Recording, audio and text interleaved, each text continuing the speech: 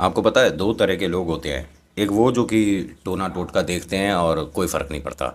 और दूसरे वो लोग कि अगर गलती से टोना टोटका देख लिया या उस पर पैर पड़ गया तो पूरे दिन उसी के बारे में सोचते रहेंगे, ना जाने अब हमारे साथ क्या होने वाला है। ये अब कोई गतिविधि घर तक ना आ जाए, कोई प्रेत बाधा शुरू ना हो जाए। तो आज आपके बहुत सारे डाउट इससे रिलेटेड मैं क्लियर आउट कर दूंगा।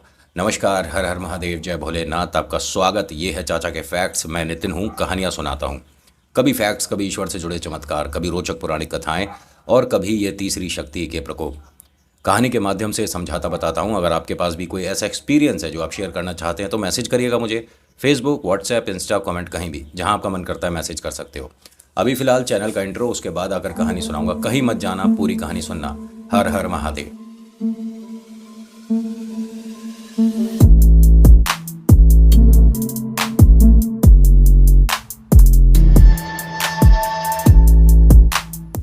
अच्छा, कहानी शुरू करने से पहले एक छोटी सी रिक्वेस्ट है कि बाहर के नॉइज़ को प्लीज़ अवॉइड करिएगा। वैसे तो मैं कोशिश करूँगा जब एडिटिंग होगी तो उसमें बाहर के बैकग्राउंड नॉइसेस जो अजीब अजीब आवाज़ें आ रही है उसे क्लियर आउट कर दूँ, बट फिर भी अगर रह जाती है समहाउ तो उसके लिए हाथ जोड़कर पहले ही माफ़ी है।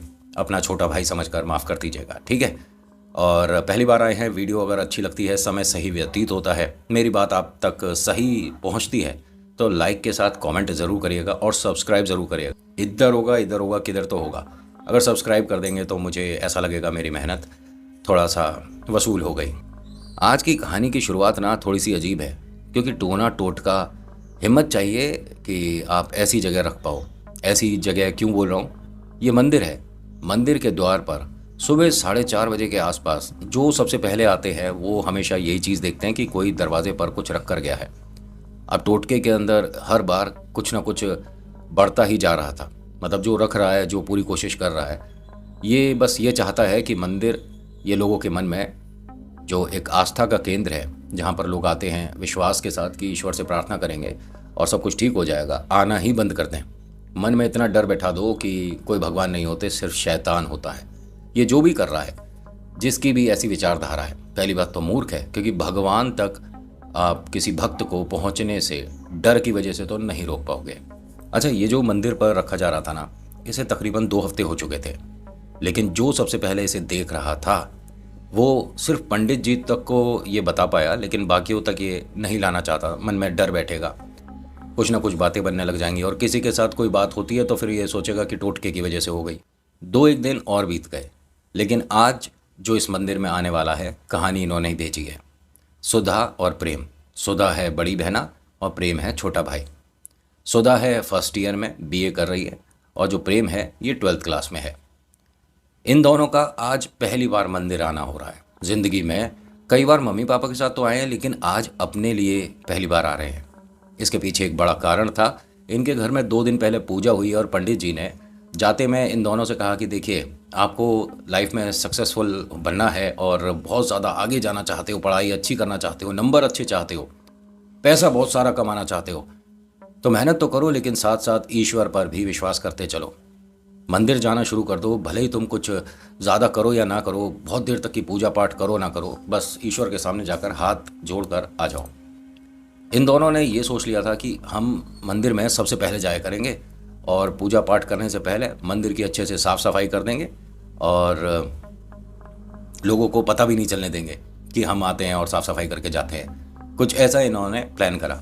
सुबह सुबह 4 सवा 4 बजे के आसपास दोनों जैसे तैसे तो उठे। भाई, इतने बजे उठना भी बहुत बड़ी बात है। मंदिर पहुंचते हैं तो दरवाजे पर कुछ रखा हुआ था। उसमें कुछ जैसे चुनरी होती है ना माता पर, लक्ष्मी पर, और बहुत लोग अपनी नई गाड़ी पर भी माँ के आशीर्वाद को मानकर चुनरी बांधते हैं, इस तरह का भी कुछ रखा हुआ था। और वो थाली पूरी सजी हुई ऐसे थी जैसे कि कोई मंदिर में अंदर पूजा करने आया है, उसने वो थाली रखी और इधर उधर कहीं गया है, उसकी थाली गलती से बाहर रह गई। मंदिर का दरवाज़ा बंद था। सुधा, मैंने बताया आपको, बड़ी बहना है, प्रेम छोटा भाई है। प्रेम ने वो थाली उठाई और अरे ये किसकी रह गई है भैया, कौन है ये, आपकी पूजा की थाली यहाँ पर रह गई है, आप कहाँ पर हो, ऐसे बोल रहा था। तभी एक गाड़ी आकर रुकती है यहाँ। ये वही आदमी है जो रोज़ मंदिर में आकर सफाई करता है। गाड़ी लग्जरी है, लेकिन इसको डर क्या हुआ आदमी को कि ये बालक कौन आ गए और इन्होंने ये क्या उठा रखा है। वो तो समझ गया कि ये टोटका ही है, आज अलग तरीके से कि कोई इससे आकर्षित होकर इसे उठा ले। वो आए और कहते हैं कि बेटा आप दोनों कौन हो, और ये थाली यहाँ नीचे रख दो। अंकल सॉरी, मैंने आपको देखा नहीं था, और हम तो आवाज़ दे रहे थे कि ये किसकी थाली रह गई है। उन्होंने कहा आप दोनों कौन हो? हम यहीं आगे सोसाइटी में रहते हैं। अच्छा, और आप बिटिया? हाँ, मैं इसकी बड़ी बहन हूँ और ये मेरा छोटा भाई है, मेरा नाम सुधा है, ये मेरा भाई प्रेम है। अच्छा अच्छा, मंदिर इतने बजे, इतनी जल्दी? हाँ, वो हम सफाई करने आए थे। अच्छा, मेरा काम अब आप करोगे? आप करते हो इस मंदिर में सफाई? आप तो ये गाड़ी, कह रहे हाँ ये सब इन्हीं का ही है, भगवान ने दिया है, तो भगवान के घर को थोड़ी सी देर अगर हम चमका देंगे तो क्या दिक्कत है, चलो तीनों सफाई करते हैं। प्रेम ने फिर दोबारा उस तरफ देखा कि ये आपका नहीं है। उन्होंने कहा बेटा ये किसी का नहीं है, आप दोनों अंदर चलो। प्रेम अंदर गया, फिर वापस आकर उसे देखता है। अंकल लेकिन इसके अंदर तो पूजा पाठ का भी सामान रखा है। उन्होंने कहा बेटा, हाथ पकड़ा और अंदर ले आए। दरवाज़ा बंद किया और कहा कि देखो किस काम को आए हो, ईश्वर से प्रार्थना करने, साफ सफाई करने। ज़्यादा क्या हो रहा है मत सोचो, तुम बेटा ये करो। कहाँ से करोगे? मंदिर की इधर की सफाई मैं कर देता हूँ, उधर की तुम दोनों कर लो। अब ये दोनों आपस में क्या बात कर रहे थे कि अगर वो अंकल का नहीं था तो जिसने रखा है कम से कम उसे ढूंढ कर उसका सामान तो दे दें, उसमें काफ़ी चीज़ें रखी हैं और ऐसा ना हो कोई और ले जाए। तो सुधा ने कहा कि बात तो तेरी ठीक है, लेकिन हम किसी के सामान को ऐसे बार बार पूछ तो नहीं सकते ना, कोई नहीं है किसको दें जाकर। और ये जो भाई साहब है ना, ये इन दोनों बच्चों पर भी नज़र रख रहे थे कि गलती से ये दोबारा बाहर जाकर उस चीज़ को ना देखने लग जाए। सफाई करने के बाद जिस तरह से टोटके को हटाया जाता है, साफ़ किया जाता है, उन्होंने भाई साहब ने बाहर जाकर कर दिया। अब ये दोनों सफाई करते करते बच्चे बाहर आए उस सामान को जिसका है उसके पास पहुंचाने के लिए। बाहर तो नहीं है। प्रेम एकदम मुस्कुराया कि हो सकता है कि जिनका था वो सामान ले गए। सुधा ने कहा कि लेकिन एक बात बता, अगर पूजा पाठ का सामान था, मंदिर में कोई और तो आया नहीं, ना कोई घंटों की सुनाई दी आवाज़, ना कोई पूजा अर्चना हो रही है, ना कोई मंत्र बोल रहा है, तो पूजा ऐसी कौन करने आया था जो चुपचाप बाहर से बाहर ही चला गया? खैर कोई बात नहीं, होगा किसी का सामान। अब यहाँ अंकल से प्रणाम किया, राम राम करी, चालीसा पढ़ी और दोनों घर आ गए। तकरीबन इस सारे काम में इन्हें 40-45 मिनट लगे होंगे। अब होता क्या है कि अगले दिन जब ये सुबह मंदिर पहुँचे तो आज फिर से कुछ रखा हुआ था, लेकिन आज वो सारी चीज़ें नहीं हैं जो कल थी। इसने जाकर, प्रेम ने ध्यान से देखा सारे सामान को, फिर अपनी बहना को देखता है कि दीदी ये सामान आज ऐसा लग रहा है जैसे पूजा पाठ का तो नहीं है, लेकिन कुछ चीज़ें जो पूजा में इस्तेमाल होती हैं वो है। अच्छा, इसमें अखरोट भी रखा है दीदी, इसका मतलब ये वैष्णो देवी का प्रसाद तो नहीं है, क्या हम खा सकते हैं? उसने कहा बिल्कुल नहीं खा सकते, कल भी उन्होंने मना किया था ना, और हमसे चीज़ लेकर साइड में रखवा दी थी। अरे कोई सामान गलती से भूल जाता होगा। अरे ऐसे कैसे कोई गलती कर रहा है जो लगातार एक तरह से काम कर रहा है, और ये कल तो इसमें कुछ और था, आज कुछ और है। इत्तेफाक से ये जब तक उसे छूते तभी उनकी गाड़ी आ गई। उन्होंने आते के साथ ही बहुत तेज़ हॉर्न बजाना शुरू कर दिया। वो दोनों बच्चे एकदम उस प्लेट से पीछे हट गए। अंकल उतरते हैं और कहते हैं कि बेटा तुम्हारे को समझ नहीं आता, किसी की ऐसी चीज़ को हाथ नहीं लगाते। नहीं अंकल, हम तो मंदिर में अंदर जा रहे थे। हाँ बेटा अंदर जाओ, लेकिन इस चीज़ को मत छुओ। हटाओ एक मिनट, ये मुझे दे दो। उन्होंने प्लेट उठाई और साइड में रख के कहते हैं अंदर चलो, मेहनत करते हैं सब लोग, साफ़ सफाई करेंगे, और 2 दिन बाद यहाँ कीर्तन है तो मंदिर अच्छे से चमकना चाहिए। और जब ये दोनों साफ़ सफाई करते थे ना, उसी वक्त ये हनुमान चालीसा करते थे। जितनी देर सफाई चल रही है उतनी देर चालीसा चल रही है। और बाहर आते देखते हैं वो सामान फिर से नहीं है। अब वो पता नहीं कौन ले जाता है। घर पर आकर मम्मी पापा को बताया। माँ ने कहा कि बेटा जो भी चीज़ है उसको ना तो हाथ लगाओ ना पैर लगाओ, और बस साइड से बचकर निकल जाओ। ठीक है मम्मी, बस अब कल से हम ऐसे ही करेंगे। और अंकल ने भी हमें बोल दिया था कि आपको ये सब चीज़ें छूने की ज़रूरत नहीं है। अंकल कौन आते हैं? बताया एक बहुत बड़ी लग्जरी गाड़ी है मम्मी, वो गाड़ी इतने पैसों की आती है और उसके मालिक आकर साफ़ सफाई करके जाते हैं मंदिर की। हाँ तो बेटा क्या बात है, बड़ी और छोटी तो यहीं पर है ना, भगवान के सामने तो सब कुछ छोटा ही है। तुम दोनों बस उस चीज़ का ध्यान रखना। ये अगले दिन फिर गए। देखो जो अब मैं बता रहा हूँ इसको ध्यान से सुनना, तो आपको पता चल जाएगा कि टोटका किसी भी चीज़ से हो सकता है, करने वाला अगर ऐसा है तो। ये दोनों अगले दिन मंदिर पहुँचते हैं।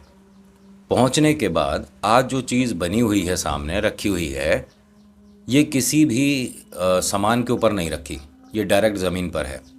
तो अब इसे उठाकर साइड में कैसे करोगे? जो मंदिर का दरवाज़ा है बड़ा वाला तभी खुलता है जब पंडित जी जागते हैं, आते हैं, खोलते हैं। जो मंदिर में ही बड़े के पास छोटा वाला दरवाज़ा है उससे ये लोग अंदर आते थे, जाते थे। ठीक उसके गेट पर है। अब इसे हटा तो सकते नहीं है, इसे पार करके ही जाना होगा ना। इन्होंने दरवाज़ा धीरे से खोला, दोनों ने एक दूसरे को देखा और उसे सबसे पहले दीदी जो है वो पार करने वाली थी।